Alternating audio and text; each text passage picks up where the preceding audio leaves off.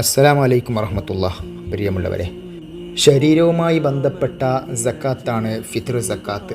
ഓരോ കുടുംബനാഥനും തൻ്റെ കുടുംബത്തിൻ്റെ ബാധ്യത നിറവേറ്റുക എന്ന രീതിയിലാണ് ഫിത്ർ സക്കാത്തിൻ്റെ ക്രമീകരണം. റമളാൻ മാസത്തിൻ്റെ അവസാന ദിവസം സൂര്യൻ അസ്തമിക്കുകയും പെരുന്നാൾ രാവ് ആരംഭിക്കുന്ന സമയവും ചേർന്നതാണ് നിർബന്ധമാകുന്ന സമയം. ഈ സമയത്ത് തൻ്റെ മേൽ ചെലവ് കൊടുക്കൽ നിർബന്ധമായ മുസ്ലിങ്ങൾ ആരെല്ലാം ഉണ്ടോ അവരുടെയെല്ലാം സക്കാത്ത് നൽകണം. പെരുന്നാൾ രാത്രിയിലെയും പകലിലെയും തൻ്റെയും ആശ്രിതരുടെയും ചെലവുകൾ കഴിച്ച് മിച്ചമുള്ളതിൽ നിന്നാണ് സക്കാത്ത് നൽകേണ്ടത്.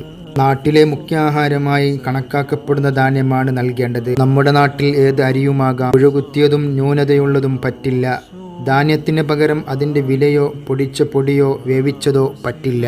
ഒരാളെ തൊട്ട് ഒരു സ്വാ ആണ് നൽകേണ്ടത്, അതായത് 4 മുദ്. തൂക്കം നോക്കുകയാണെങ്കിൽ ഏകദേശം 2.5 കിലോ മുതൽ 3 കിലോ വരെ വരാം. സൂക്ഷ്മതക്കായി 3 കിലോ നൽകലാണ് നല്ലത്.